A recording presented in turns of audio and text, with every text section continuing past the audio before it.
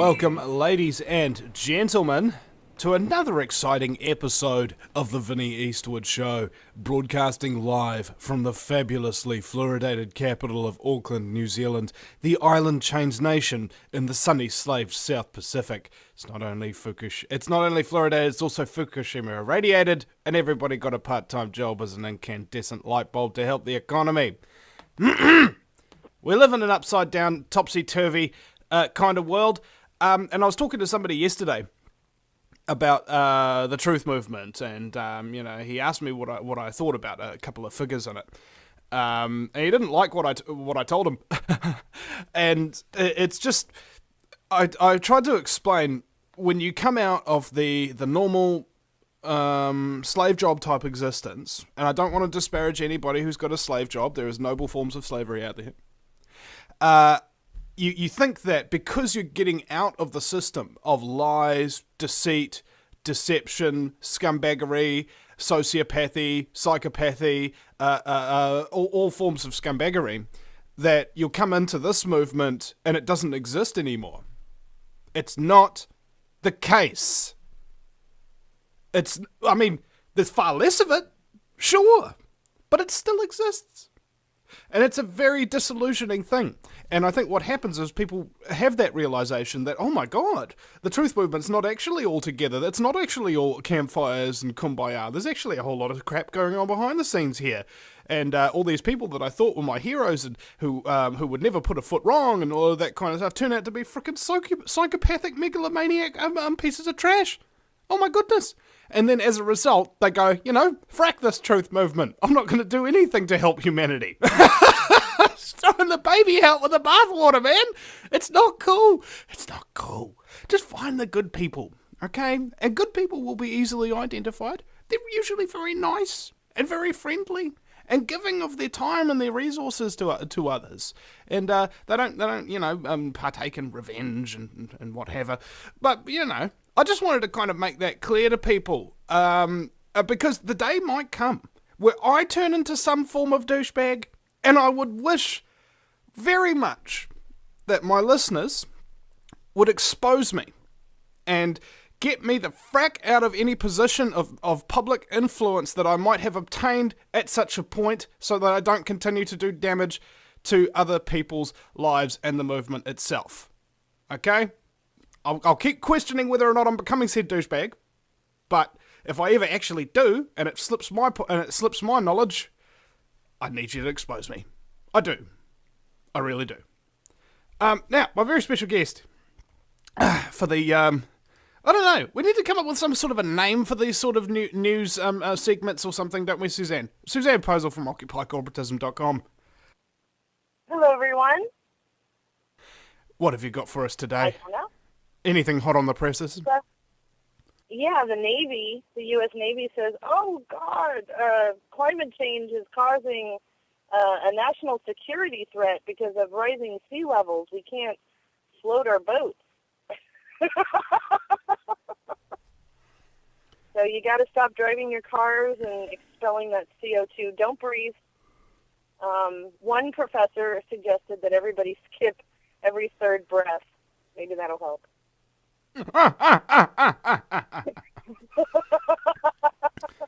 Why don't you just kill every third person, Professor? Maybe that'll help. Yeah. Don't forget that our plants need CO2 to live, so if we get rid of all the CO2, we're not going to have any plant life. Yeah. And subsequently, any other life. Well, what's a bigger threat to the global cycle?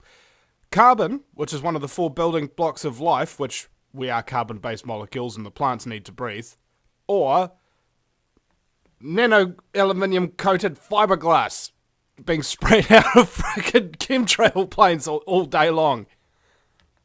I think the U.S. Navy is a bigger threat to the globe than carbon. Yeah. Think about it, you have on the one side this little infinitesimal molecule that you can't see. And on the other side, you have a destroyer shooting a Tomahawk cruise missile at you. Which is the biggest threat? Right. Exactly. I think the Tomahawk cruise missile? I could be wrong. I agree with you. Maybe I'm not. Maybe I haven't been schooled in chemistry enough.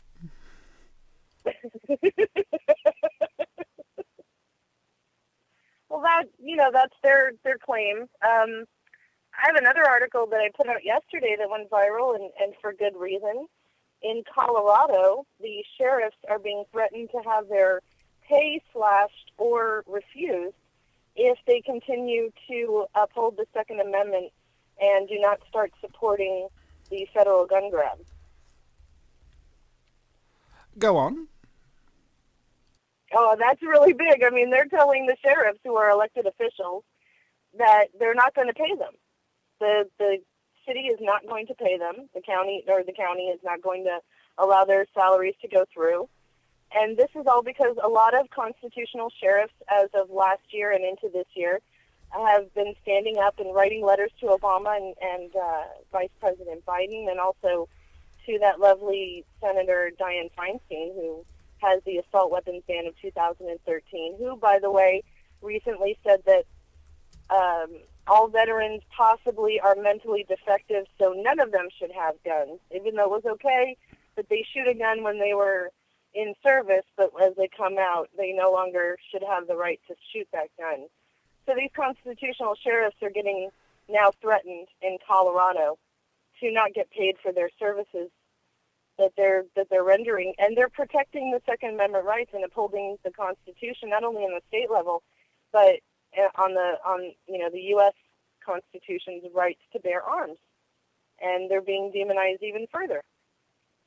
Now, exactly what is going on here in terms of Dianne Feinstein? I mean, what are her qualifications? Because I've heard a lot about this woman, but I've heard a lot about her, but I don't know anything about her. You know what I'm saying? Apart from the fact that she's a gun grabber and has a concealed carry and many armed guards, while telling everybody else to not have any guns. Well, she's a member of the Council on Foreign Relations. There's a big red commie flag right there.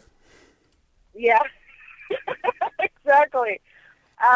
She also was the champion of the 1994 assault weapons ban that was only good for 10 years after the Columbine shooting with former President Bill Clinton. And so she's back, saying, oh, and she also said last week that it's legal to hunt humans. I didn't know that. I don't understand how they get elected. I don't understand. I guess what confuses me is how strong all of these chemicals that we're ingesting and all of this propaganda is that we're ingesting that causes us to elect these people into a seat where they have the power to enact these crazy laws and make these incredible statements, and yet we still vote them in. That is baffling to me. I'm confused. You know, it's like we're creating Dr. Feinstein's monster. You know, it's alive, it's alive. Oh. But it's not allowed to have a gun. Only a torch and a pitchfork. Right. Well, meanwhile, DHS just spent $4.5 million on gun parts. So they're not only buying up the ammo, they're not only buying up riot gear and armored vehicles that can withstand and improvise explosive device blasts, but now they're buying up $4.5 million worth of parts on guns that would be, easily replaceable because they would break easily. And so they're gearing up. They're even buying like extra parts in case their guns break down. They can just fix them right on spot and keep shooting you. So when a soldier gets shot, he yells "medic," and when a gun blows up, he yells "mechanic," and he comes in and repairs his gun so he can shoot people, and then they say "medic" again. And the other thing that's crazy is all of this money is coming from the taxpayers. We're paying for our own tyrannical takeover. Hey, well, you can't tyrannically take people over without getting them to pay for it. I mean, how else would you afford it? And more to the point, how would you get people to go along with it unless they were paying for it? Have you ever had a conversation with somebody about tax or anything like that? And they say, I'm paying my taxes and la la la la, and they're really proud of it. And they say that after you've had a conversation where they agree with you about a huge amount of crazy government expenditure, which is enslaving them, taking away their rights, and increasing their taxes, and under-delivering on their promises. And yet they're still proud to pay it, and they still want to even pay more for the good of everybody, even though they already know that it ain't doing anybody any good. Yes, I'm confused by all of this. I know that we have a lot of chemicals in the food and water and in the air and all the crap that we watch on television that reworks our minds. It's baffling to me how this system works. I just don't understand how we're not capable anymore of having an independent thought. And along those lines, I put out an article today about Al Gore has this website. It's called Reality Drops, where he's encouraging all of the eco-fascists and all of the alarmists who believe that, man is causing all this climate change and we have to, stop CO2 and stop breathing. Oh, because if anybody knows about reality, it's Mr. Hockey Stick Graph that goes backwards in time. Yes. Well, Michael Mann came out as well. He's hiding behind Penn State. But he comes out publicly every once in a while. And so with this Reality Drops, Gore is mobilizing a internet Stasi network of trolls to go out there, and he actually teaches them how to troll people who are climate change deniers, like you and I. When I post an article exposing climate change as a hoax, then these Stasi would come in and these trolls would come in, and they've already been trained, so they know what to say to sway the public, whoever reads in the comment thread. Now, there is also a phenomenon that I've noticed a lot about Truth Movement channels in particular, is that they have disabled comment sections. I'm not sure how I feel about that at the moment, because on the one hand, we're talking about huge quantities of paid, trained troll scum who come in there, muddy the waters, basically make whatever video you're putting up for naught, for anybody who reaches the comments. So there's that. You could just block all comments altogether. Whereas I like to allow everybody to comment and have all those perspectives and everything. However, if somebody's obviously a troll, I won't delete their comments. I'll just block that particular person because I don't like having scumbags insulting me and things of that nature. And usually, if you block them, you never hear from that person again. Unless they get creative and set up a fake account and just keep flaming back at you. I've had that before. Yeah. Well, they only will create new things for a short period of time anyway before they lose interest. Kind of like, feeding the beast. You're familiar with the term, right? And yes. A troll in mythology is a kind of beast. Don't feed it. Yes, it's like that little sign, don't feed the bears, don't feed the wild animals. They're dependent on opposition, and they thrive on it. They probably breed it at home. They probably breed it at their job with their friends and family if they have any friends left. They feed off of this. It's an emotional dependency. If they're not in opposition of something, they go nuts. It's like they can't function. Yeah, like Mary, quite contrary.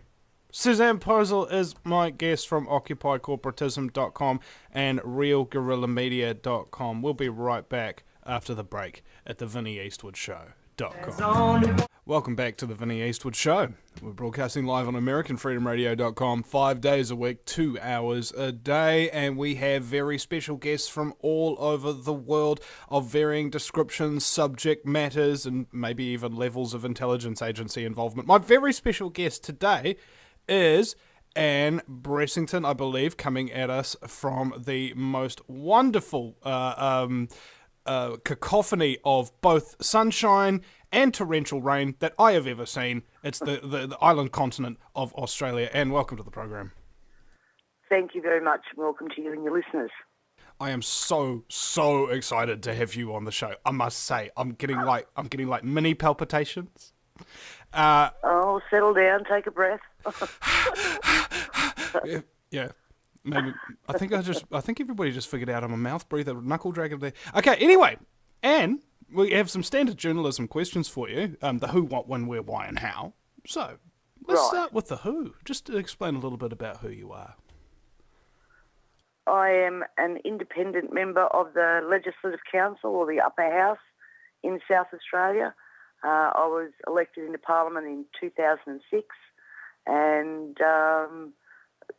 there you go. That's it. Legislative Council is the House of Review for legislation. We decide whether legislation goes through or whether it doesn't. And I've been on a huge learning curve since 2006. Okay. Would the American equivalent be like a senator or something? Yes, that's right. Yeah. Well, even the Australian equivalent for our federal government would be a senator. Okay. And what is it you're actually doing right now? And the reason why we're having it on your show is regarding Agenda 21. What tipped you off about all that? Look, in about 2008, I came across a few documents when I was researching a piece of legislation that we were doing, and Agenda 21 was mentioned, and, you follow the thread.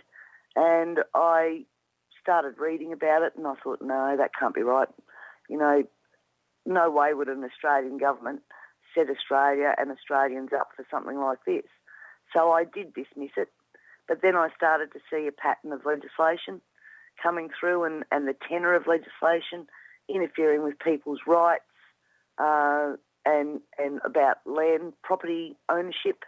And I thought, so I went back and studied it a bit more, and I thought, well, you know what? We are in the throngs of this, and we are on the verge of rolling this out at lightning speed. And I mentioned it in Parliament and got dismissed as a conspiracy theorist, as I do when I talk about fluoride or chemtrails or any of those things that every ordinary citizen, knows something about. And then I decided when Lord Monckton was over here that it was actually time to start telling people out there about what we were doing and how far down the line we'd come with Agenda 21. And in terms of when, do you think this entire policy will be enacted? Do they have a game plan? All Agenda 21 policy will be implemented by 2025 or something? Well, they do. I don't believe that it's that far away as in 2025. We are seeing now legislation where farmers are being literally driven off their land through what we call Natural Resource Management Act. We have natural resource management officers in Australia who have more power than the police. They can come onto your property without a warrant. They can demand your financial records. They can tell you what you can and can't do on your land, how many head of stock you can have on your land. We also have the Water Management Act that is restricting farmers' access to water because we're being told that it's such a finite resource, which is also causing our food bowl to shrink. Dairy farmers have been hit the hardest at the moment.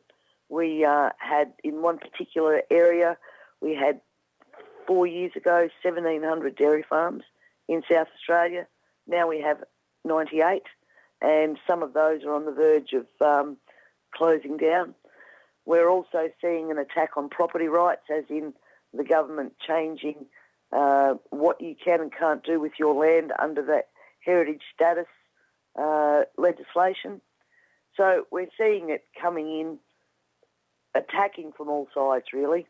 And this is of concern to me because this is the main part of Agenda 21, is to do away with rural communities altogether, herd people into the cities to live, and return most of the areas out there that would be farming or cattle stations. We turn that back to native vegetation and probably no-go zones for human beings. And where did Agenda 21 actually come from? Where did it originate? Well, it's interesting because I tracked it back to Club of Rome in 1968, I think it was. A group of people got together and decided that we needed a common cause to unite humanity, which would, of course, be environmentalism. Turn that into basically one world religion, and everything is about saving the planet, and human beings are seen as a scourge to the planet.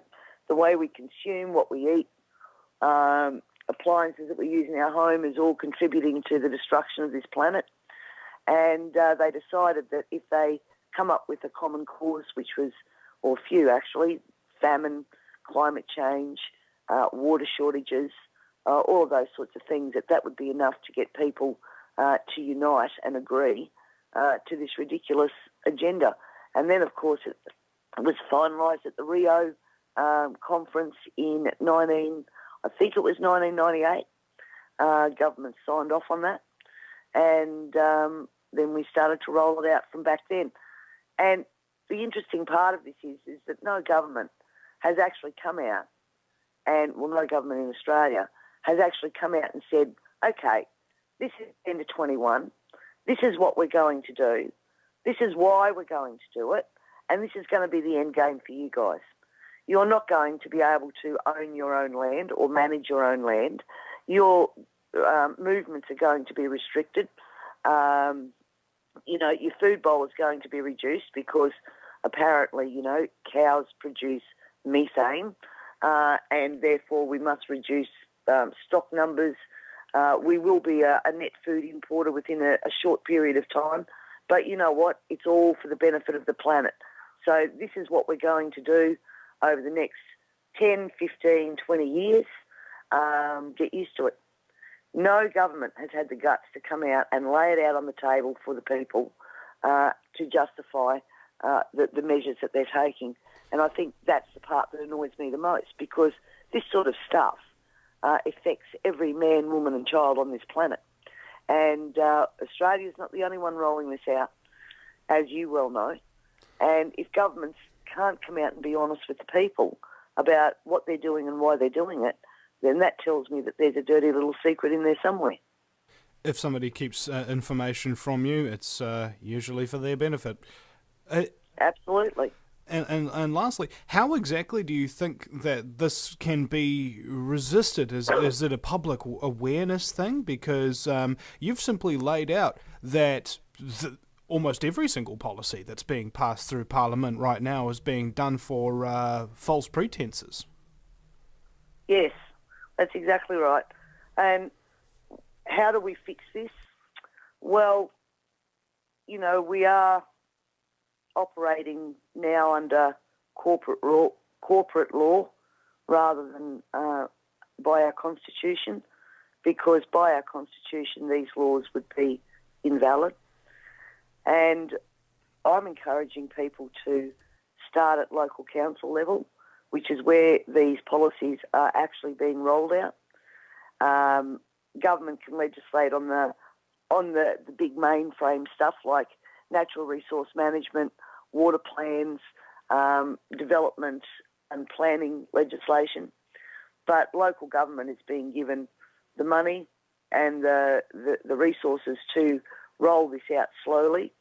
And I'm asking people to challenge, first of all, the validity of local government, because it is only there by the will of the Parliament. It has no statutory authority at all. And when people start to challenge local government, then they can get some answers about what authority local government actually has to enact all of this legislation. And they have none. So we're asking people, first of all, to put a private property sign on your front gate, because by law now, if anybody enters your property and that gate is closed and you have that sign on the gate, then there's already been High Court challenges in Australia to show that people are trespassing, and that you don't actually have to give permission for these natural resource management people to come onto your property for any other reason other than to talk. I'm in the process at the moment of having the Natural Resource Management Act repealed. I'm hoping that I'll get the numbers to do that, and that'll be a very interesting public debate. But until then, there are some precautions that people can take, as in putting that sign on your front gate, keeping your front gate closed, and not allowing access to people unless they give you, reasonable notice, and unless they lay out in writing exactly why they want to come onto your property. So we had a case of a disabled couple on the border of, I think it was Victoria and Canberra, and they were both, quite elderly and disabled, and they had a small property. And these equivalent of natural resource management officers came onto their property, declared all of their belongings to be illegal rubbish, bought a skip, loaded it all into the skip, and then locked them out of their house and off their property, claiming that they were environmental vandals. So that's how far this will roll out. That's people would think that's an extreme case. But what's happening is they're starting on the outskirts, and picking on the most vulnerable and harassing them and intimidating them, depriving them of their rights, and, of course, it'll roll out from there. And are people able to lawfully protect their private property using force if such an instance happens? Well, as I said earlier, these natural resource management officers have more power than the police.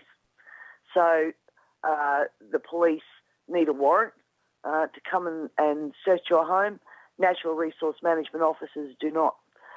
They need reasonable suspicion to come onto your property. These natural resource management officers do not need that. Police cannot access your financial records unless, of course, they believe that you're involved in criminal activity and that you're got unexplained wealth from the proceeds of crime. So police have all these limitations on them. Natural resource management officers have none of those limitations. So what we're saying now is go back to your common law rights of your property and restrict access to your property in a peaceful way. Write a letter. And this is what people aren't doing, is putting things in writing. They are relying on telephone calls and telephone conversations. And let me tell you, that's a trend. That's a dangerous trend that we've started, where we are fearful or too lazy or whatever to put anything in writing and keep a paper trail. Because I believe that in a court of law, if any of these people try to breach your common law rights, that the courts would find in your favour. And we've actually had a few people who have taken on this challenge and have won. So, it's a muck around, it's a lot of hassle, but at the end of the day, it's up to every individual to protect their rights and to ensure that common law is used to our benefit. That's really the only tool that we have got to set right injustices. And if we don't start to get familiar with that and we don't start to utilise what is still there, although that is being, etched away as we speak, then these people will come in and they will ride roughshod over you and your life. And we've got to take a stand. We've got to stop it. Are you concerned that certain people might violently defend their property against these agents of the government and start off like some kind of an insurrection? I am, and I've heard plenty of talk of it. And my advice to people is that's exactly what they want. So there is a peaceful way to do this. There is a reasonable way to do this. And at the moment, there is still mechanisms in law that allow you to do this properly. And I would suggest suggest that, as I said, first of all, a letter in writing to your local council. Why do you want access to my... And unfortunately, we're coming to break now. And also, my advice would be record absolutely every single conversation you have with these people so you can prove it. We'll be right back. Welcome back, ladies and gentlemen, to the Vinnie Eastwood Show right here on AmericanFreedomRadio.com. Having some problems with the advertisements and things of that nature, and hearing Bill Hicks over and over again. It's not. There are worse things to listen to over and over again, I think. My very special guest, she's still on the line, is the wonderful, the fabulous, and the I don't know how many other adjectives that are very nice that I can squeeze into this 12-minute segment, but I'd try if there was any point to it. She's great, and she's a nice lady, and something about women that I've learned as a radio show host, and is that there are a lot of very, very talented, intelligent, and protective women out there who are actually really fighting for people's rights and survival instead of what's normally dominant is the men going out there and being really angry and aggressive and going out and attacking the enemy. Whereas I found I've gained new respect for women in this case, that they're really out there to protect the innocent and the weak rather than attacking the evil and corrupt. And I think it's a symbiotic relationship that's really required in order to defeat these frickin' scumbags. I couldn't have described them any better myself. I think you're right. I think women are starting to step up now, and I really do think it's that mothering side of us where I'm worried. I know I'm worried for my children and my grandchildren of where this country is going, and that's been my motivation, is to make sure that my children and grandchildren grow up in a country the same as I did, where we did have freedoms, we did have rights, we did have governments way back when that served the people and didn't serve corporations. And I think there are a lot of women who are out there now who are starting to wake up and think, well, if I don't do something in various areas, if I don't do something, then we're going to go to shit. And if we've unfortunately got those pesky FCC American regulations here, so we can't say those words. Oh, okay. Sorry. Well, we're going to go to crap then. And if you don't do something now, then it's going to be too late. And once we get to the edge of that cliff, then it's a long, long haul back. And it's going to mean a lot of hardship and a lot of trial for a lot of people. And we've seen what's happened in the United States with the foreclosure on mortgages and whatever through what I believe was a contrived global financial crisis. And we can't allow that to happen.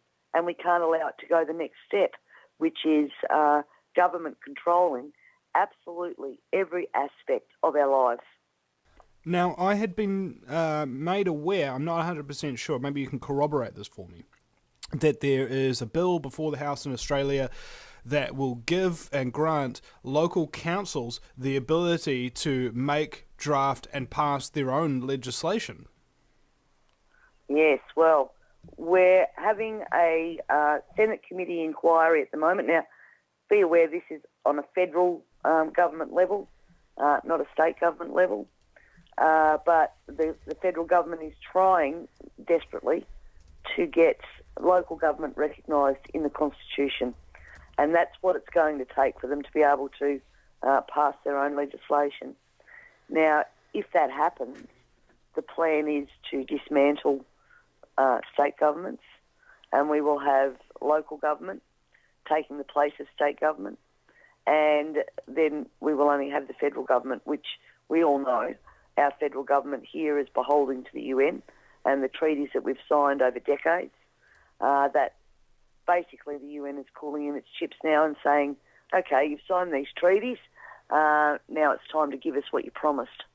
And Agenda 21, of course, is at the forefront of that. So I've been urging people to write to the Senate committee just a letter, my will be done, that we've already had 2 referendums on this and they failed because people know, or people used to know, what this would mean. So if people don't actually write to the Senate committee and take an action step, then I believe that, the submissions that this committee receives will all be in favour of local government being recognised, and it may just be used, the results of this committee may just be used to support that piece of legislation and divert away from a referendum, which is, by our constitution, is the only way that this could possibly happen. But we've seen our government undermine our constitution now on so many levels that it's just not funny. This will be the final straw. I believe that will be game over if local government is recognised in our constitution and is given those powers. That will be game over for Australia. That's Agenda 21 protocol, isn't it, to give the local authorities more power? I'm theorising here that all centrally located tyrannies throughout history have been really inefficient and incapable of controlling and enslaving people indefinitely, whereas what the lesson of history has told us that locally run communities with local issues and local representatives and things of that nature are far better at regulating and helping other communities. But if you flip that around, imagine if you had one global system that allows for all of those independent little local councils and everything, but they're all implementing the same agenda from a central level while operating at a local government level. You would, for the first time, I think, maybe theoretically, have a world government that is capable of literally controlling every minute aspect of everybody's lives forever. That's my great fear. Absolutely. Absolutely, you're right. And of course, we have, in South Australia, we have numerous local councils. I think we've got about 90 just in South Australia alone. And they have a very small area to look after. And to implement these policies, it would be very, very easy for them because they're big bureaucracies already. And it frightens the hell out of me that there are some people out there who have bought the lamestream media line of, we're overgoverned, we need fewer politicians, and this is the way to do it. Get rid of state government and we'll just have local government. They're more answerable to us, and it'll be a closer, more intimate relationship with local government than what you have with your state politicians. Well, people need to understand that doing that removes all of the safeguards. That at the moment, legislation needs to go through 2 houses of parliament and get passed. And we've got a very functional legislative council in South Australia at the moment. We have 7 Labor members, we have 7 Liberal members, and we have 7 minor parties and crossbenchers, independents. So there is never a majority of one party or the other holding the legislative council, holding the balance of power. So they all need to negotiate, really, with crossbenchers and independents. And that makes for good law.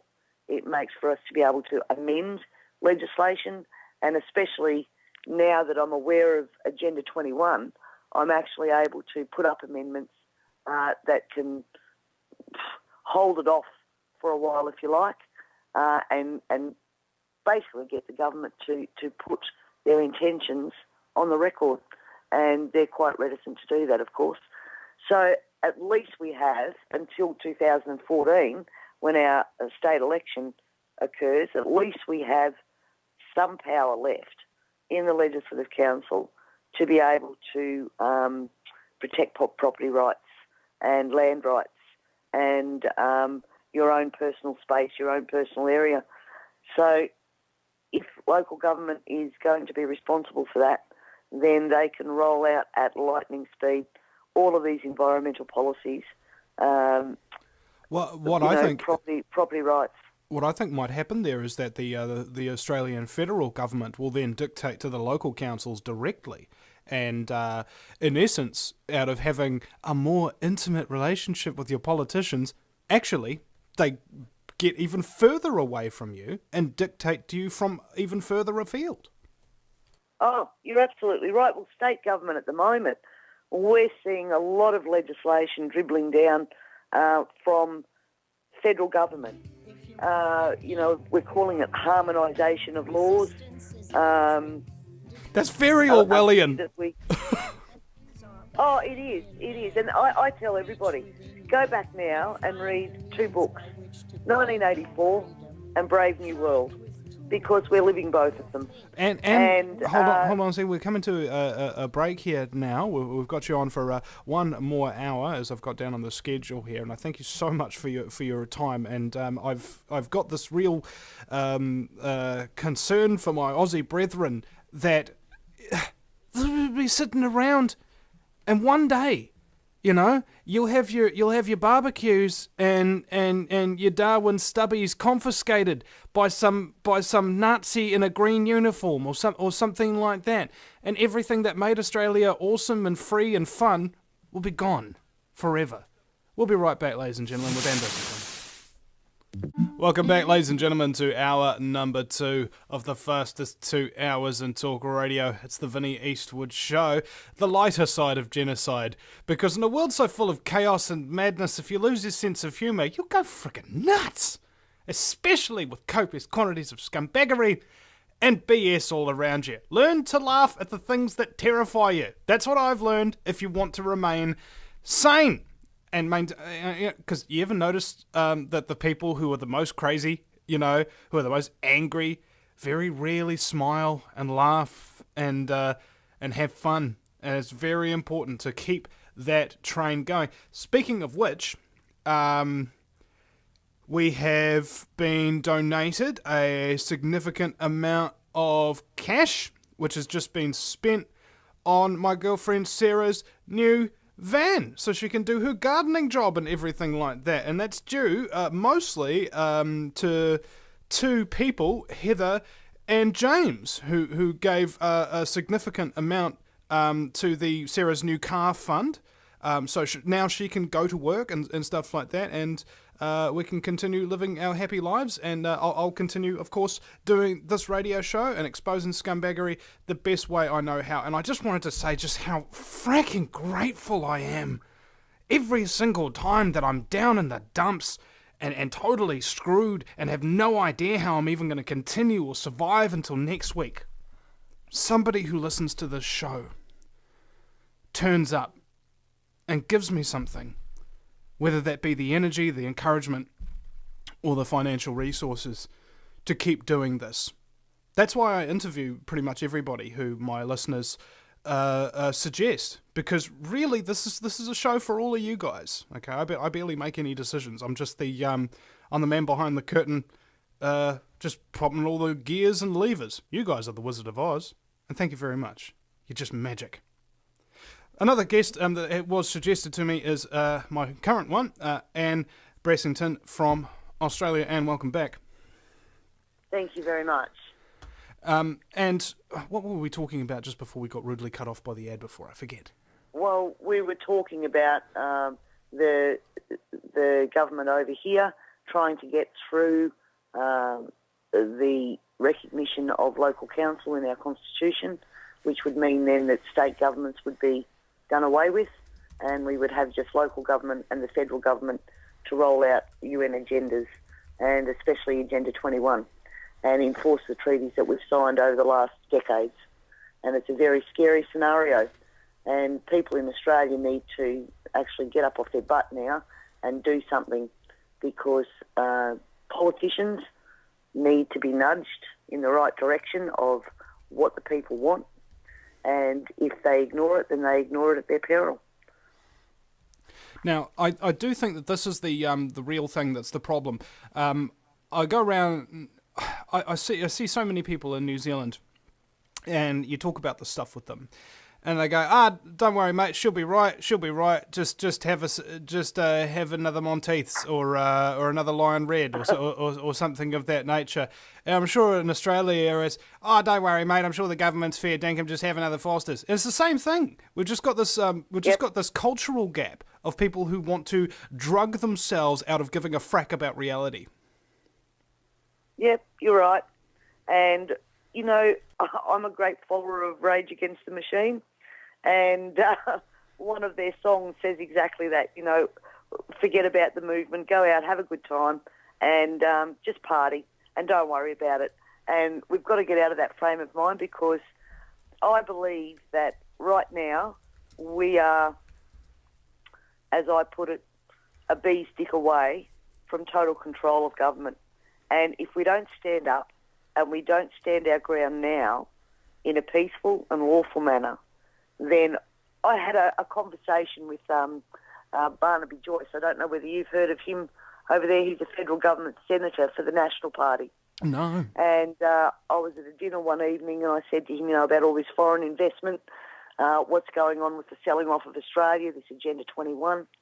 And he said to me, Anne, he said, the problem is that China, who is, you know, the main country, it's a sovereign country buying up our sovereign land. And he said, the problem is that the Chinese have bigger guns than we've got, and they've got more guns than we've got. And if we try and kick their butt, then they will kick our butt 3 times harder. He said, and we're not that far away from one day waking up to a knock on the door and being told, you no longer own this property. You know, get out, work in the fields and make food for us. He said, that's how serious this is. So we need to understand here, this isn't just a game. This isn't just a conspiracy theory. This is a real threat to our freedom and to our sovereignty. And if we don't start acting now, then by the time we realise that this has all happened, it will be too late. You know, and you know, it's really difficult to get people motivated on this particular issue. I believe the problem is that people are employed. Like, employment is actually one of the greatest ways you can use to distract and exhaust people so that they will not have the energy to do any research or take any action of any kind. And I've seen this through protests over the years, Anne, is that most of the people that come out who are doing a huge quantity of the research and go into the protests and really intelligent people are actually unemployed. Yes. Well, we have that aspect of it where it's not just a 9-to-5 job anymore. I think it's Australia, we work the longest hours of any country in the world. We have a casual employment base. So most people do not have just that full-time job. So they're on shift work and they're scraping for hours at work to be able to make ends meet. Some people have maybe 2 or 3 different jobs, especially in the hospitality industry. But we also have a government that is expert at divide and conquer. So for every government system that exists, we have work cover for injured workers, we have child protection, we have Office of the Public Trustee, and the list goes on of statutory authorities that we have. Every single one of those statutory authorities is legislated in a manner to make people fight for what is rightfully theirs. So work cover, I was just dealing with a gentleman last week who has spent the last 6 years representing himself in the Work Cover Tribunal. He won, and then Work Cover, the corporation, appealed against the judgment and had the judge removed from the case that found in his favour. So now it looks like he's got another 6 years of time in court preparing for his case. The same with child protection. I'm sure you have the same problem over there with child protection issues. Children that shouldn't be removed are, children that should be removed are not. and it is just a battlefield. So we have so many people now caught up in their own personal battles for what would never have happened 20 years ago. Plus, they're working long hours. They're working more than one job. It's all a distraction. It's all a distraction to take away from what the big end game is. And I keep saying to people, we've got to come together. All of these issues have a blueprint. There is a way this is rolled out on individual cases and individual issues. And what we're doing is we're putting out all the little brush fires, and we're not seeing this raging bushfire that's heading towards us. And that's exactly what they want. It's diversion. And you're right, people are too busy for one reason or another to actually sit down and look at this for what it is. But you know what? We've actually got to make the time, because if we think life is tough now, then in a very short period of time, it's going to get a lot tougher. Well, I think And anybody who's even paying a minute amount of attention in any country or whatever understands now more than ever that for the last couple of years, everything's been getting consistently tougher and tougher and tougher, and there's just no end in sight. Oh, absolutely. And we've got a situation, I don't know what it's like in New Zealand with these marine parks. In South Australia, most of our fishing industry will be gone when these marine parks are rolled out.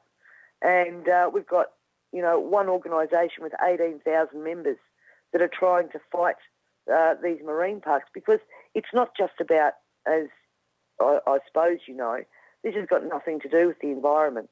This has got to do with setting up pristine areas for the rich and famous to be able to come on holiday.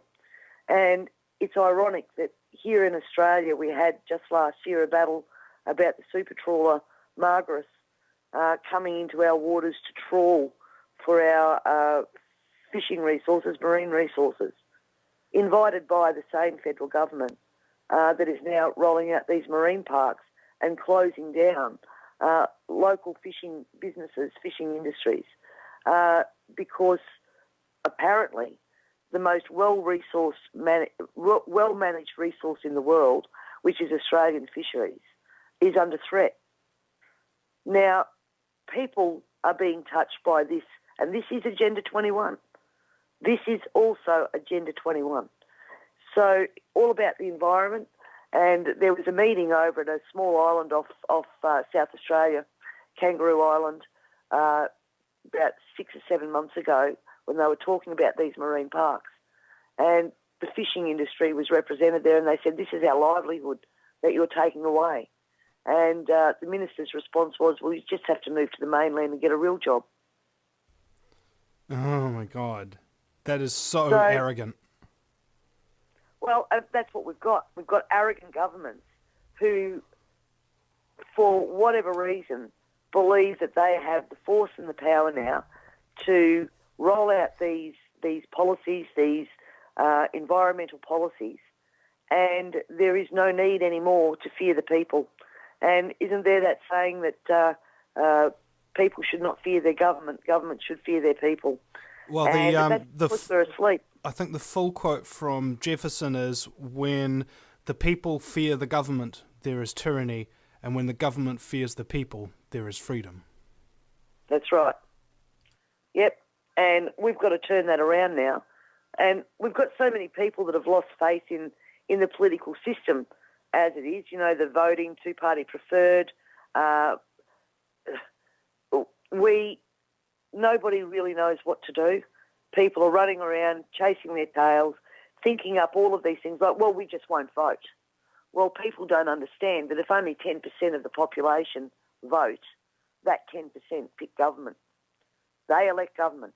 So by not voting, I guarantee you that the environmental zealots, the communists that we have in our country, Marxist regime, whatever you want to call it, they won't forget to vote.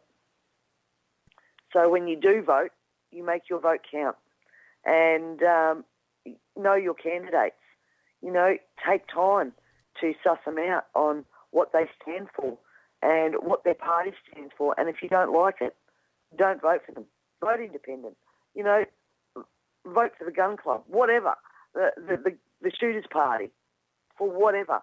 But, you know, you need to be proactive. I have a saying in my office that for democracy to work, you actually have to work at democracy, because our politicians are like, I describe the mother in me, they're like spoiled children in a candy store. And if the parents, which is us, don't say no, stop, then they will just feast on all the candy that they can get their hands on. And they may throw a tantrum here and there when they don't get their own way. But you know what? That's what it's all about, us exerting our power and not having them exert their power over us. Well, it seems to me that if you are not going to vote, another quote comes to mind, or the only thing that's necessary for evil to get its way, and not in so many words, is for good men to do nothing.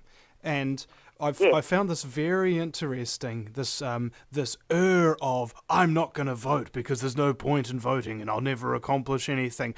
Well, mate, by doing nothing, you are vocally, physically, and perpetually making evil stronger. That's right. And that's exactly what they want. They want you to lose faith in the system. They want you to lose faith in the power of your vote. And they want people not to vote. As I said, the zealots and the communists and the Marxists won't forget to vote. And this has been a gradual, and I blame mainstream media a lot for this. You know, this, how much politicians get paid, all the lurks and perks, and in some cases, you know, it's true. But there's been this gradual attack on politicians that some have deserved and some haven't. And people don't even bother now to get to know their candidates. As soon as you say you're a politician, people go, oh, really? And they don't believe another word that comes out of your mouth. Now, the media have contributed to that in a great way.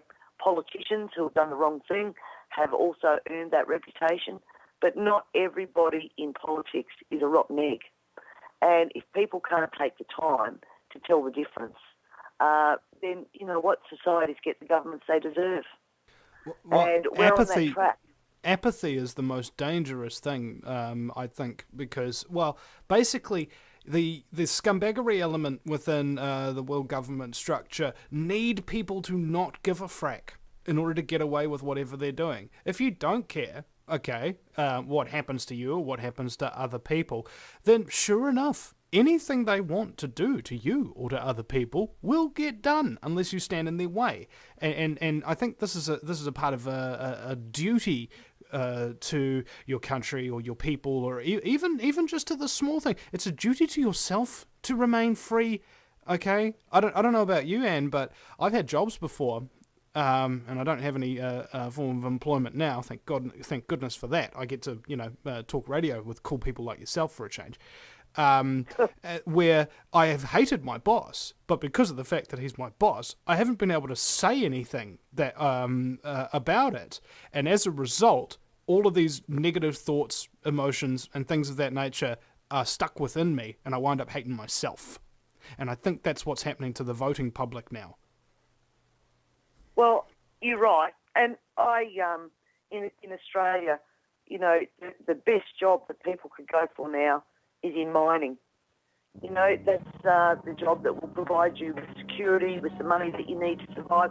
And I liken that to way back when, in the days of slavery, when you either went out in the fields and picked cotton or you worked in the mines.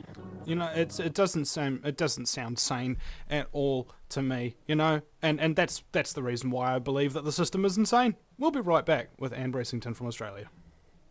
Welcome back, ladies and gentlemen, to the Vinnie Eastwood Show. And my very special guest is Anne Bressington from Australia. Now, Anne, I found that another reason why people get detached from trying to protect their current country is because they don't know much of its history. Have you noticed that?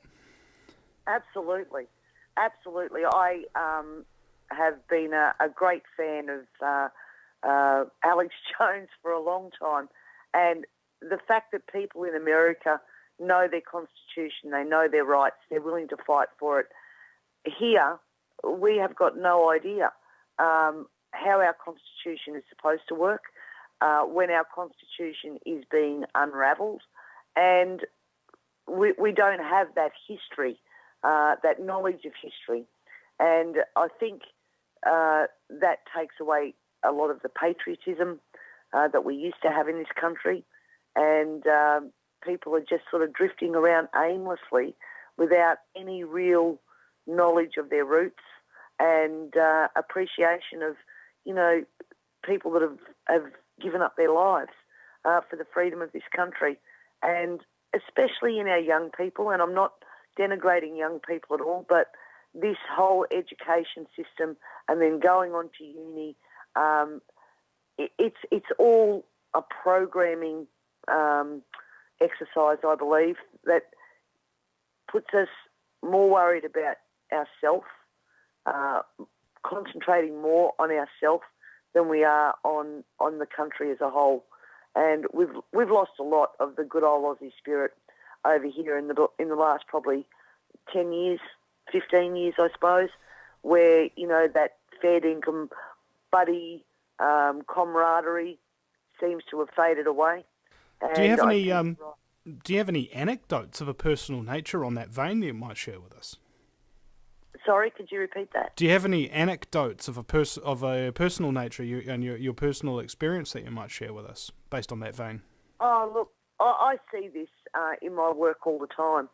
I meet with constituents, and that whole focusing on themselves and their issue. Like, for example, we've got all of this trouble going on at the moment in Australia with foreign investment, Agenda 21, the issue of the local council being recognised in the Constitution. These are big issues. And we've got a group of people running around worrying about citizen-initiated referendum. They don't understand. We're not operating under our Constitution anymore. We are operating under corporate law. And it doesn't matter whether we get a citizen-initiated referendum or not. You know, we might get that reinstated, but we'll never get to actually have one of those referendums because governments have found a way to go around the need for a referendum.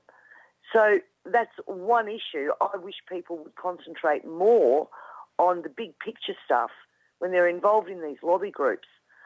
Concentrate more on the big picture stuff that we're actually facing now and put those side issues, put them aside, and let's all come together and send a very clear message to our governments that we want to be governed by our Constitution, not by corporate law.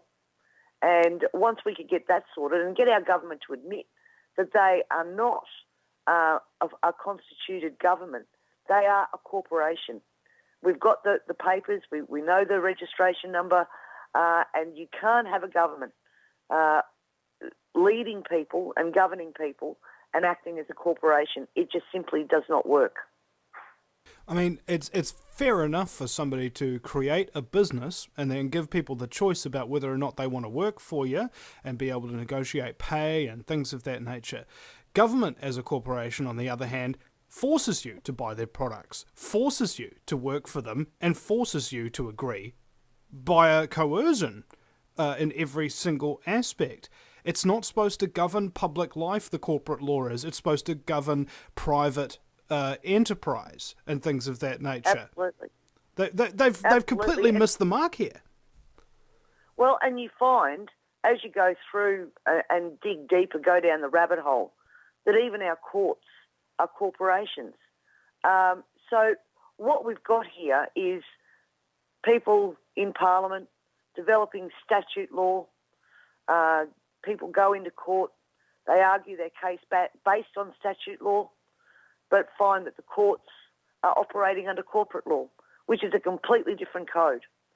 So the chance of getting a judge that is going to find a judgment in your favour based on law is, on statute law, is very few and far between cases, I'm afraid.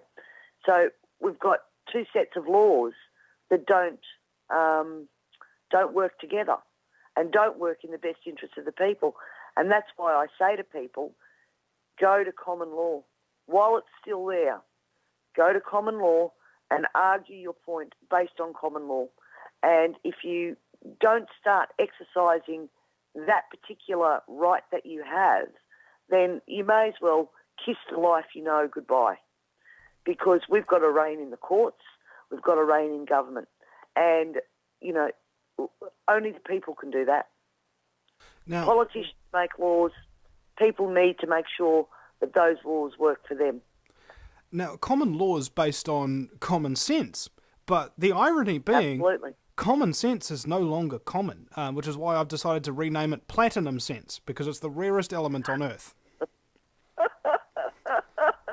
Well, I tend to agree with you, and especially with the laws that we're making. I would like to see the Australian... I would actually like to see the Australian mining industry try to mine some some platinum cents for a change. Well, I think we all know that common sense isn't as common as it used to be. And, you know, I have a saying that the fish rots from the head. This dysfunction comes from dysfunctional government. And we've got governments in Australia that are keeping that dirty secret, that our crest, the emu and the kangaroo, is not actually a crest, it's a trademark. And that every government department that we're dealing with, customs, you know, all of these government departments, Department of Water, Department of Environment, they're all individual corporations behaving under corporate law. And we've got to get back to our common law rights and challenge that corporate law on common law rights. And we've got a group up here called Flag Australia, which is Food Producers and Landowners Action Group. And we're taking donations now to actually build up enough money to be able to take some of these cases where farmers are being driven off their land to the High Court, because we know that once we get to the High Court, the laws that have been made around water, around farm management, all of that sort of thing are against our Constitution. If we can get a ruling in the High Court based on that, then these laws that have been introduced are null and void. So, you know, we've got to start fighting for this in the right way. We've got to start using the legal system that we understand to be, and the High Court is really the only authority that we have to make a judgment on whether laws are constitutional or not. And we've got to start going that extra mile and doing that, because if we don't, then we are bowing down to corporate law, which doesn't work for us as citizens. Now, if the existing system is broken, usually the best thing to do is to create a new system that makes the existing system obsolete. That's another old saying. And I was just thinking about this.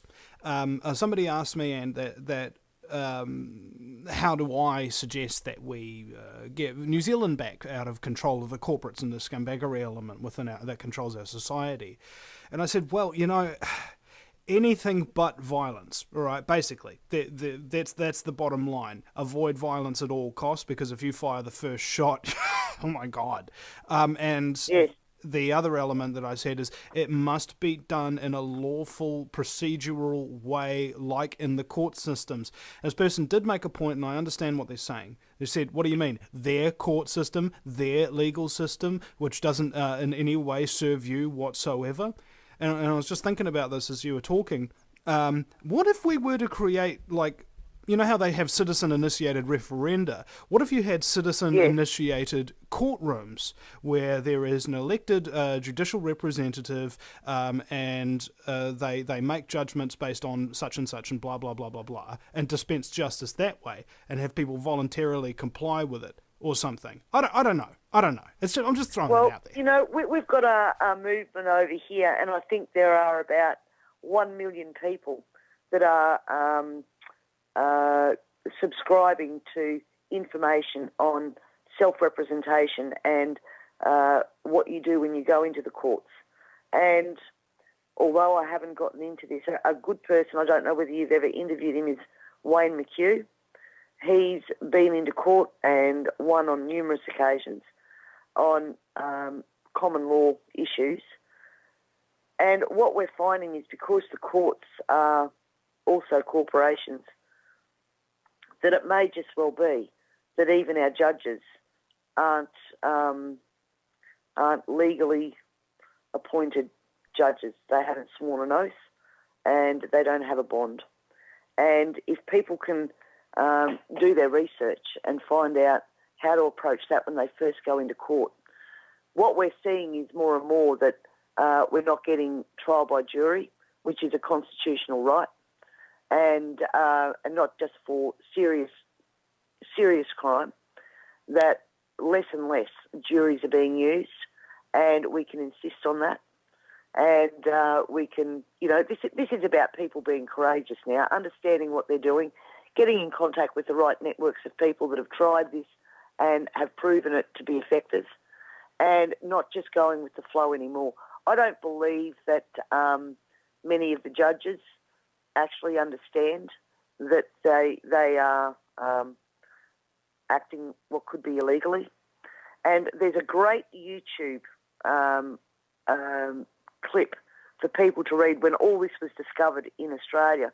It's called "What the FUQ?" Frequently unanswered questions about the Australian government. And it started off with a guy trying to import a car from America to Western Australia. Scott Bartle, eh? I had him on the show. He's a great guy. Yes, he is. And there are a lot of splinter groups that have been going for a lot longer than Scott Bartle on this issue. There's been the straw man thing, all of that sort of stuff. But, they're only small pieces to the bigger puzzle.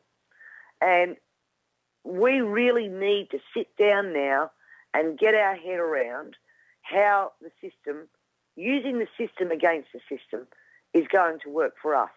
And then, of course, we've got to have the confidence and the courage to actually move on that.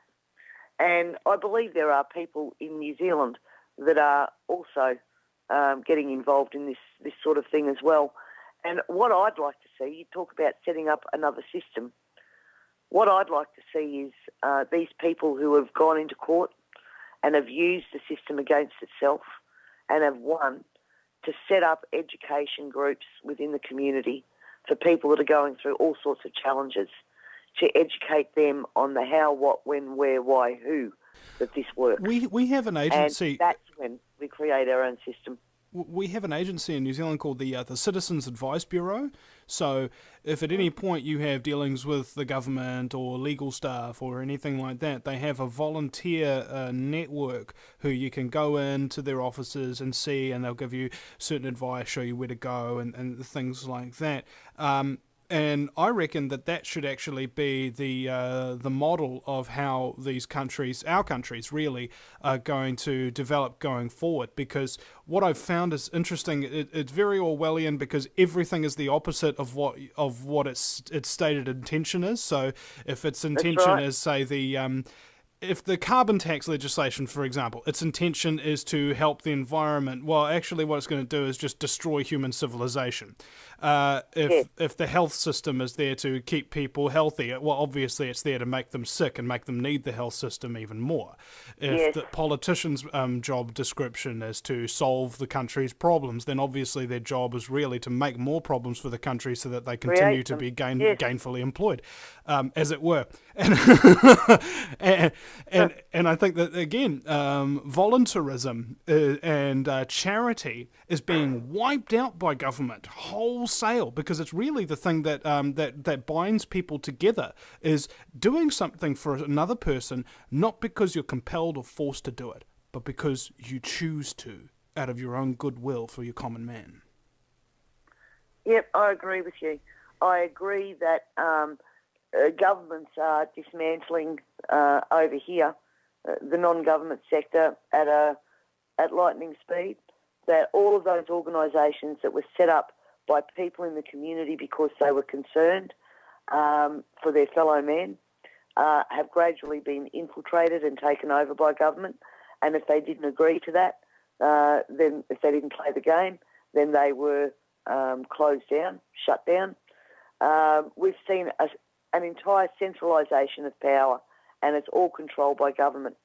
And we do need to start those community groups now that are there to aid and assist for no reward other than the fact that this is what we do as a community. We pull together, and we can beat the system.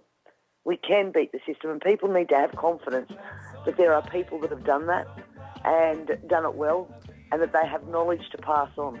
And the other side of it is people need to be prepared to listen to that advice. Yeah. I mean, look at it this way.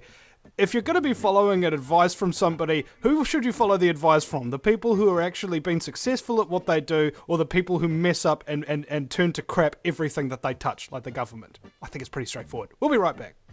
Welcome back, ladies and gentlemen, to the Vinnie Eastwood Show. The show that knows 100% what side you should be on. It's called The Right Side of History. Speaking of history, a helpful quote from Sun Tzu in The Art of War. When an enemy offers distraction or is elusive, pretend to take his lead to discover his intentions. Then strike from knowledge of the ground he is preparing for you. In that way, use his strength to prepare the ground for him. My very special guest is Anne Bressington, who is abreast, as it were, considering her name's Anne Bressington, of the scumbaggery within the Australian government, particularly to do with Agenda 21 protocol. And, of course, if you were listening to this broadcast and you're not in Australia, if you're, say, perhaps in New Zealand or America or the Uber Kingdom, the UK, you may recognise every single thing that we're talking about here. You know why? Because Agenda 21 is not just for Australia or New Zealand or America or the Uber Kingdom or Canada or Laos or Cambodia or anything like that. It's for all of us. All of us. And the best way to take down an overarching system is to take individual stands. It's what I've called the tactic of the cactus. A cactus protects itself by covering itself in every direction with individual spines so that it forms a protective blanket, so that any time any scumbag anywhere tries to attack this little cactus, they get a little prick to remind them. And that's what we all need to be, not to put too fine a point on it, is a bunch of little pricks working together against these scumbaggery. I love your analogy. I put the anal analogy. All right, anyway. Sorry about that.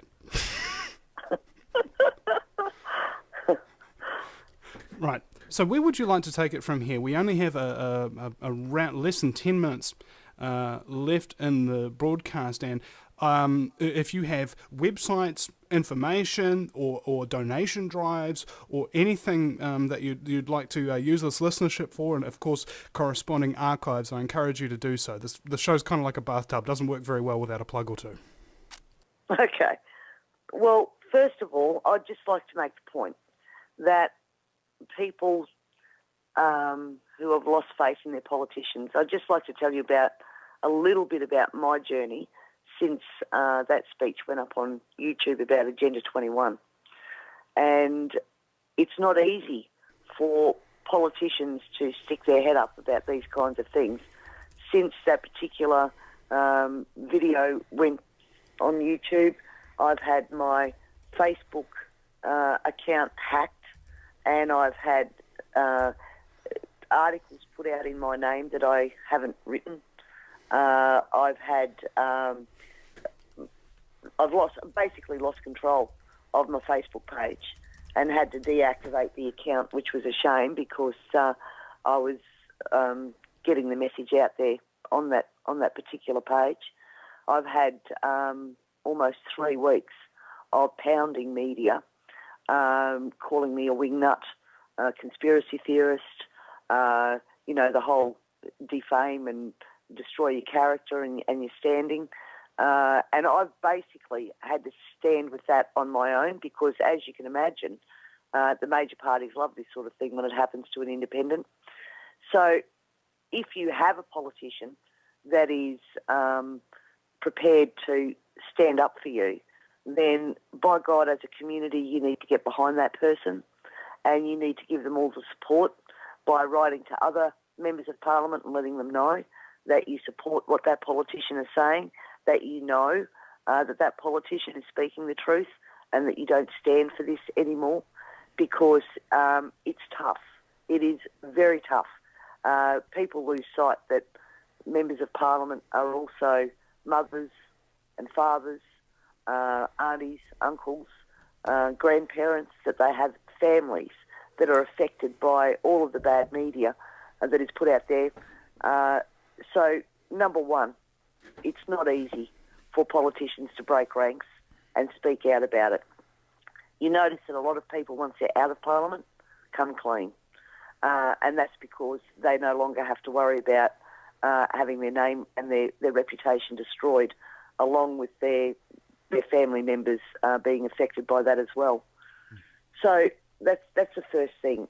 Don't lump all politicians into the one basket. You will find that there are some in there that are in there for the right reasons, and they either stay on that track of truth or they cave under the pressure. And there is a lot of pressure applied internally to people to toe the line. So the second thing is, I guess, to start to work together as a community. As you said, become a bunch of little pricks fighting the skullduggery. Come together as a community and get yourselves organised and go to people who have had successes and listen to what they have to say. What I find with people at the moment is, because everybody is so confused, everybody is so fearful, that they come up with a wacky plan and think that is going to get them out of the situation that they're in. Oh yeah, I've seen many. Yes, and the other side of that is that when they get somebody that is prepared to give them advice, they want to argue with them, because they need to be right. They need to be the one that's got the smoking gun that's going to crack the system. So we have to get a plan, and that plan must come from people who have done it and done it well and succeeded. So whatever wacky plans you may have, put it on hold until you hear what these people have to say and get the information that you need. Number 3 is there is a lot of homework to be done on this. There is the need for us as individuals to be familiar with our Constitution and our constitutional rights. And when a law is being passed that you don't agree with, that you know is stepping over the line, then as a community, you need to come forward and you need to lobby government by email, by letter, in person. It's time consuming, I know, but in the long term, you're going to get the gains that you're looking for, because silence is consent, ladies and gentlemen. Silence is consent. And if they always warn us about what they're going to do. About 4 months ago, we had Bob Hawke, former Prime Minister, come out and say that we should do away with state government and have local government recognised in the Constitution. Well, wait for the outcry. No, there was none. So now we have this Senate committee that's being formed to recognise local government in the Constitution, to get a way around having a referendum. So they always give you, even if it's only a small little article in the paper or a 5-second bite in the news, they always warn you about what they're intending to do. And we just sit back and pass it off and go, oh, that'll never happen. Well, it does. And we have to be ever alert of the little messages that they're sending us, of what their plan is. And then, of course, as I said, we need that plan to actually carry it out and to resist. Public disobedience is a necessity, but it has to be, as you said, lawful and peaceful, and using that system against them. And also, I want to advise people, don't be naive. Just because somebody's coming up with a crazy plan doesn't mean that it's not going to happen. Here's the reason I know that. Because how much crazy stuff has already happened? You have a look at history, and you have a look at the present, and it'll probably tell you what your future will hold. And in my experience, through my studies, there are nutcases out there. And psychopaths. And they're very, very adept at getting themselves into positions of power, of manipulating other people, and of implementing things that are completely insane. And people pass it off just saying, that's so crazy, it'll never happen. And sure enough, it does. Because they assume that the people passing this crazy legislation aren't crazy themselves. It's not the case, in some cases. Well, I have to agree. I mean, if you look at the environmental movement and where it started to where it is now, who would have believed 15 years ago that we would be at the point where a rock has the same, as far as the United Nations are concerned, has the same status as a human being? Who would have thought that we have a person like Ted Turner, who is a member of the Club of Rome, saying that we need to reduce the population by 95% because the planet needs to survive? Who would have thought that Mikhail Gorbachev, who was also a member of the Club of Rome, would be one of the people responsible for drafting Agenda 21 and having that rolled out right throughout all over the globe? You know, we've lost sight of who these people are and how much power they have and what their agenda is.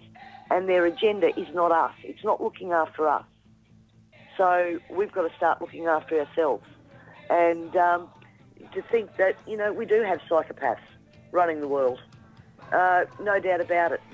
That they have a whole other agenda to what we would believe would be for the continuation of humankind. And they've got to be stopped. Indeed. And Bressington, ladies and gentlemen, man, I've really enjoyed this conversation, and you're a top lady, top Aussie Sheila. Thank you very much for your time. And we'll see you again sometime, ladies and gentlemen, at the VinnieEastwoodShow.com. Remember to get to the archives there off the website, thevinnieeastwoodshow.com. Vinnie with a Y, because it's the most important question.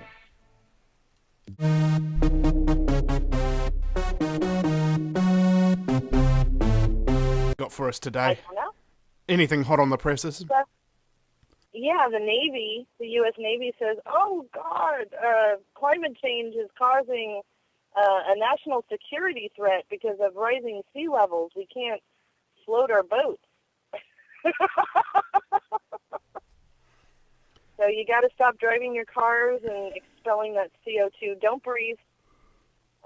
One professor suggested that everybody skip every third breath. Maybe that'll help.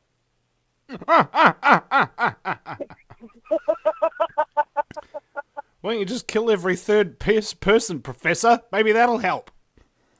Yeah. Don't forget that our plants need CO2 to live, so if we get rid of all the CO2, we're not going to have any plant life. Yeah. And subsequently, any other life. Well, what's a bigger threat to the global cycle?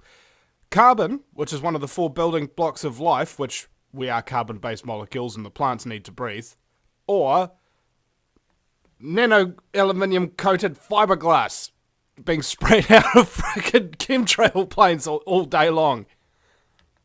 You know? I think the U.S. Navy is a bigger threat to the globe than carbon. Yeah. Think about it. You have on the one side this little infinitesimal molecule that you can't see. And on the other side, you have a destroyer shooting a Tomahawk cruise missile at you. Which is the biggest threat? Right. Exactly. I think the Tomahawk cruise missile? I could be wrong. I agree with you. Maybe I'm not. Maybe I haven't been schooled in chemistry enough.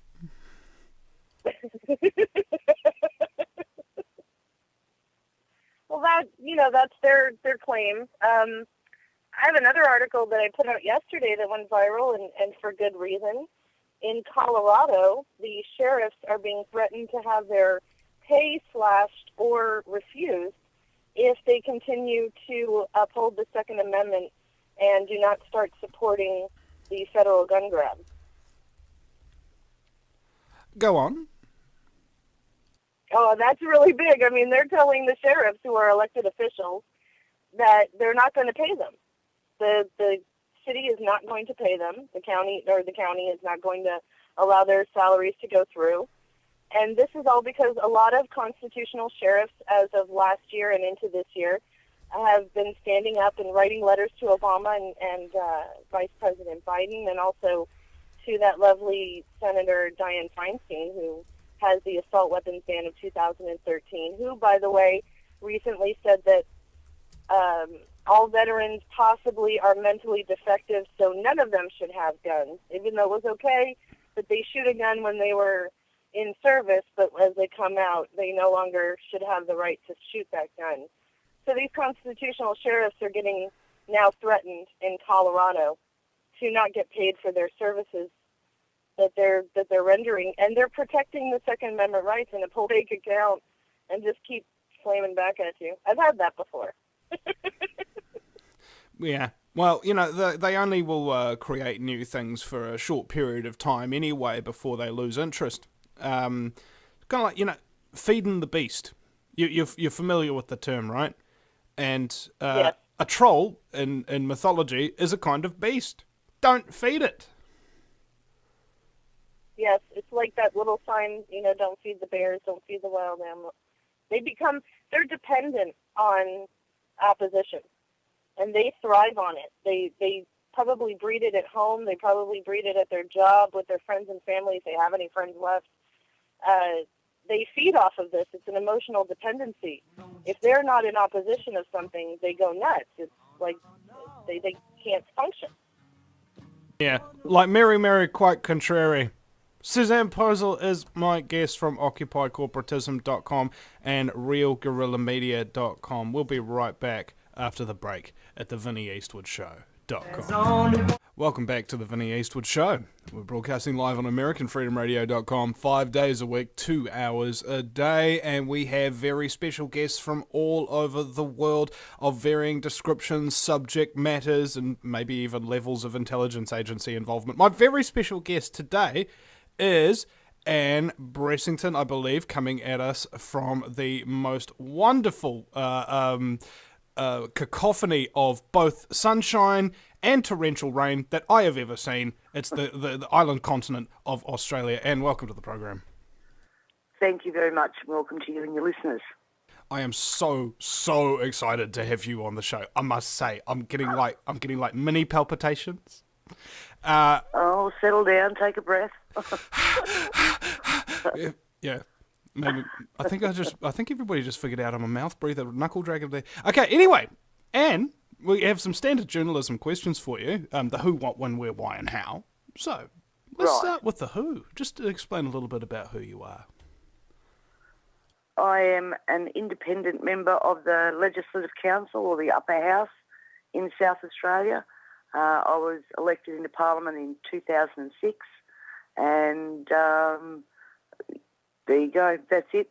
Legislative Council is the House of Review for legislation.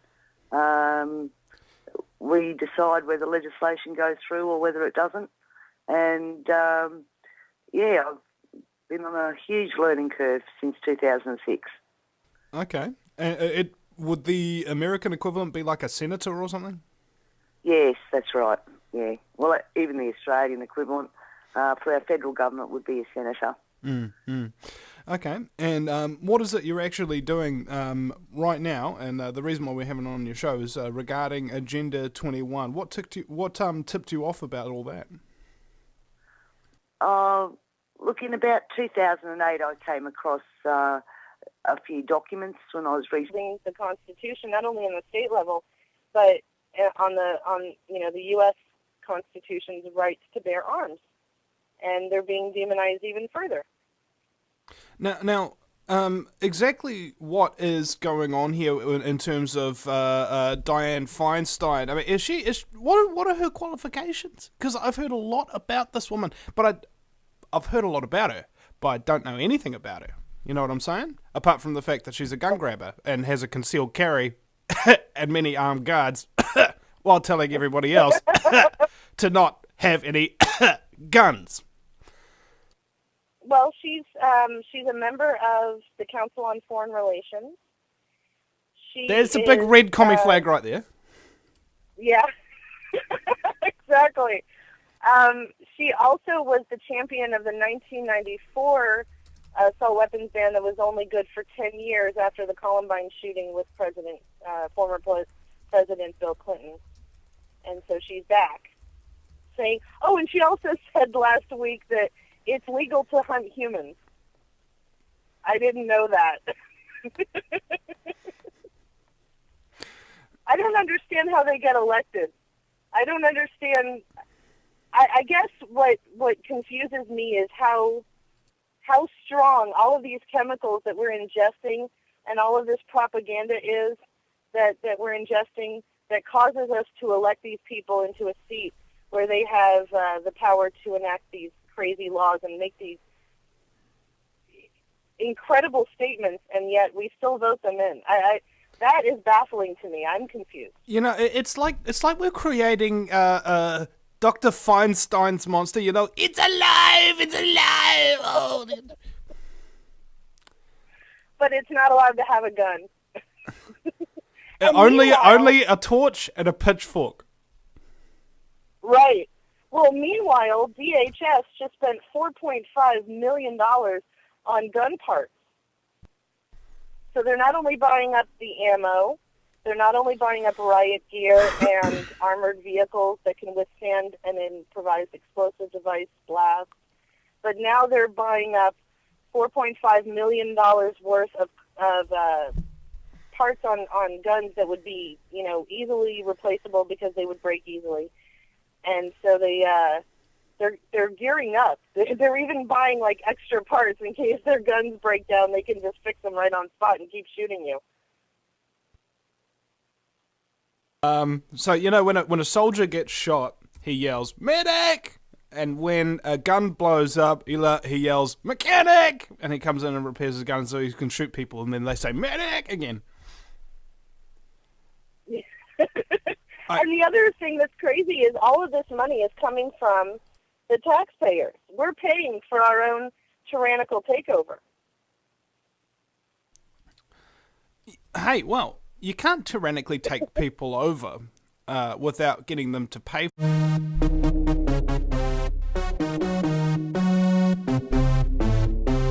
Welcome, ladies and gentlemen, to another exciting episode of the Vinnie Eastwood Show, broadcasting live from the fabulously fluoridated capital of Auckland, New Zealand, the island chains nation in the sunny slaved South Pacific. It's not only fluoridated, it's also Fukushima irradiated, and everybody got a part-time job as an incandescent light bulb to help the economy.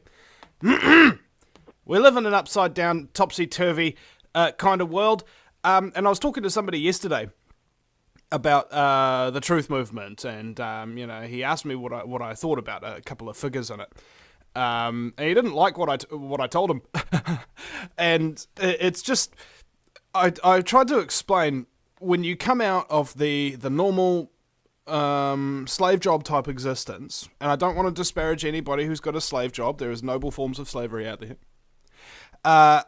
You think that because you're getting out of the system of lies, deceit, deception, scumbaggery, sociopathy, psychopathy, all forms of scumbaggery, that you'll come into this movement and it doesn't exist anymore. It's not the case. There's far less of it, sure, but it still exists. And it's a very disillusioning thing. And I think what happens is people have that realization that, oh my God, the truth movement's not actually all together. That's not actually all campfires and kumbaya. There's actually a whole lot of crap going on behind the scenes here. and all these people that I thought were my heroes and who would never put a foot wrong and all of that kind of stuff turn out to be freaking psychopathic megalomaniac pieces of trash. Oh my goodness.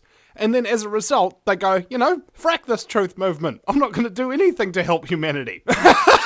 Throwing the baby out with the bathwater, man. It's not cool. It's not cool.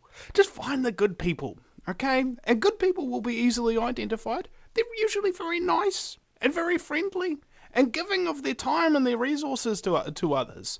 And they don't partake in revenge and whatever.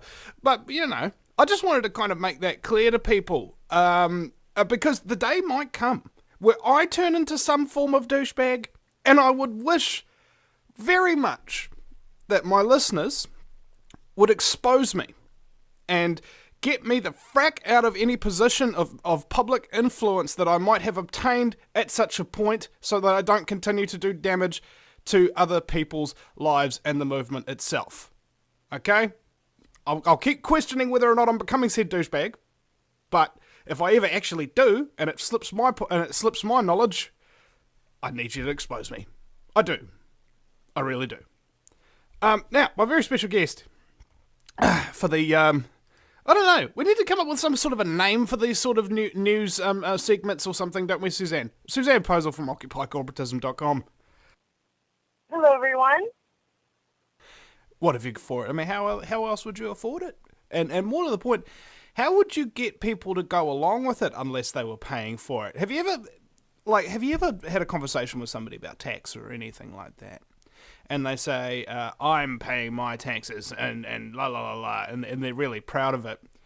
And they say that after you've had a conversation where they agree with you about a huge amount of crazy government expenditure, which is enslaving them, taking away their rights, and increasing their taxes, and under-delivering on their promises. And yet they're still proud to pay it, and they still want to even pay more for the good of everybody, even though they already know that it ain't doing anybody any good. Yes, I'm confused by all of this. I know that we have a lot of chemicals in the food and water and in the air and all the crap that we watch on television that reworks our minds. It's baffling to me how this system works. I just don't understand how we're not capable anymore of having an independent thought. And along those lines, I put out an article today about Al Gore has this website. It's called Reality Drops, where he's encouraging all of the eco-fascists and all of the alarmists who believe that, man is causing all this climate change and we have to, stop CO2 and stop breathing. Oh, because if anybody knows about reality, it's Mr. Hockey Stick Graph that goes backwards in time. Yes. Well, Michael Mann came out as well. He's hiding behind Penn State. But he comes out publicly every once in a while. And so with this Reality Drops, Gore is mobilizing a internet Stasi network of trolls to go out there, and he actually teaches them how to troll people who are climate change deniers, like you and I. When I post an article exposing climate change as a hoax, then these Stasi would come in and these trolls would come in, and they've already been trained, so they know what to say to sway the public, whoever reads in the comment thread. Now, there is also a phenomenon that I've noticed a lot about truth movement channels in particular, is that they have disabled comment sections. I'm not sure how I feel about that at the moment, because on the one hand, we're talking about huge quantities of paid, trained troll scum who come in there, muddy the waters, basically make whatever video you're putting up for naught, for anybody who reaches the comments. So there's that. You could just block all comments altogether. Whereas I like to allow everybody to comment and have all those perspectives and everything. However, if somebody's obviously a troll, I won't delete their comments. I'll just block that particular person because I don't like having scumbags insulting me and things of that nature. And usually, if you block them, you never hear from that person again. Unless they get creative and set up a